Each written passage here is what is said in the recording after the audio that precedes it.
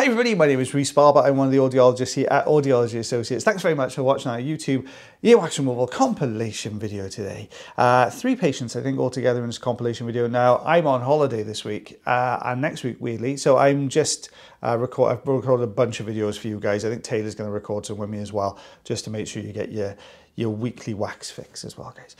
So you can see now we're just pulling this out. This is a very, very full ear canal. It's very messy as well. What I mean by messy is the wax is everywhere, so it's adhering everywhere around this canal wall. It just doesn't want to let go very well here. This is the standard size ulnar tube in here at the moment, so I'm just trying to get a grip on any portion of this wax we can just to pull this out. There we go, taking this top section away, and let's work on the bottom section now, just trying to pull this forwards. There we go, it's just starting to move there. Out this comes. Don't forget, guys, if you have any questions or comments, drop them into the comment section below. The most popular questions we will do a little video about. We've started doing that recently. I hope you're enjoying that session with the videos as well. There we go, it's on its way out. Out that comes. Ooh, a little bit of a attachment. You can see almost like a ribbon of keratin running down the one side of it then. So as we pulled this out, it just kind of got stuck and just pulled the remainder out for us, which is great. So we've just taken the surface of this deeper plug. You can see a much, much deeper section of wax in here as well. Still some chunky old pieces on here. There we go. Let's see if we can pull this forward. Just getting a grip on the side there. There we go, we can see the whole thing started to lift up then and detach from the canal wall. Patient feeling so much better after this was removed. You can imagine with this wax, as a rule of thumb, the deeper the wax is, the more kind of problems it tends to cause as far as your hearing is concerned.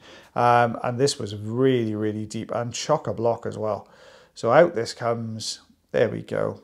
Let's take a look beyond that. Well, there's one tiny little piece at the top there, which we're just going to remove. Don't forget, guys, if you do enjoy the videos, you can always like, heart, share, follow, and subscribe for us. If you have hearing problems or ear problems yourself, you can check out the channel page. It's got a link to our bio. Channel page has got a link to our website even, and then you can book yourself an appointment. Just under 3.5 centimeters, or just over 1.25 inches. I'm going to go with that one, of wax and keratin, that one. So lots and lots of different colors in there. So we've got 2 more patients coming up. Oh my goodness me, okay. So this one looks quite soft, this wax. Let's get a grip on this with a suction tube. What's going to be going on here? Oh, this is really soft stuff. Now, soft wax like this tends to be really, really sticky. This is a very full ear canal. Make sure you stay tuned for this one. So basically this is stuck everywhere. Now what I'm doing here with a suction tube, now sometimes you'll have this outer softer sticky layer because patients aren't using wax softeners before they come along. We recommend they use them before they come along to the appointment. It just makes our job a little bit easier.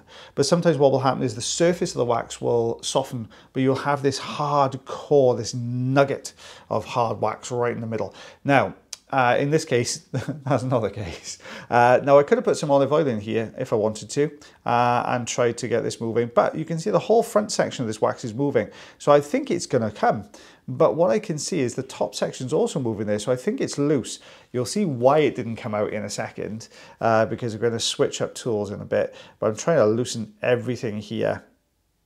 It just does not want to budge. So I've brought out the St. Bart's hook. Doesn't make an appearance very often, although it does make quite a few appearances in the next couple of videos, I think. So you can see this is coming away. Great little tool here. So if you use a manual tool, it's known as curettage.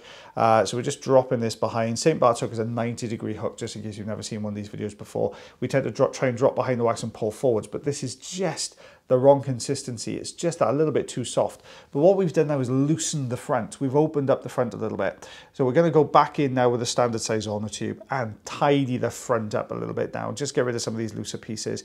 You can see I'm pulling from the top and it's starting to kind of pull down there. So I think Jobson horn. This is another curettage tool, little ring tool there, hole in the middle of it, which allows us to drop over the top of the wax and start to pull forwards. So we're just going to drop through this now and start to pull down and out. There we go. You can see it's cleaved that front section. Stay tuned though, guys. There's a lot in this ear canal. So we're going to go in with the next section. There we go. Just dropping over that one, and we're going to draw this down. You can see how this is kind of almost unfolding. This is a real, this is a perfect one where we talk about that sort of kinetic sound. You know, that stuff you can kind of press together and it forms like almost not solid objects, but it forms like quite solid objects, and you can kind of crumble it apart. That is exactly the consistency of this type of wax. So this patient would have been feeling really, really blocked up in here, having real issues with their hearing. Big chunky pieces coming away now with the Jobson horn. Let's get behind this next section. Just dropping onto it, pulling forwards. There we go. That's another big chunky piece gone. There is actually a second ear canal to do on this one. Totally different wax though, totally different consistency of wax. There you go, just pulling this down. Look how this is just kind of, it's almost sort of unfolding as it comes out of the ear canal. It was all being compressed into that tiny little space. And as soon as you start to pull it out, it just goes, bleh, and it all just comes apart. So yeah, all coming away nicely. Very, very thick old chunks though. Another big chunky piece. I'm trying to remember to show you guys as we're taking it out. Sometimes I get a bit carried away with what I'm doing. I forget that you guys need to see it. And I just take it straight out of the ear, but I am trying to remember to do it. There we go.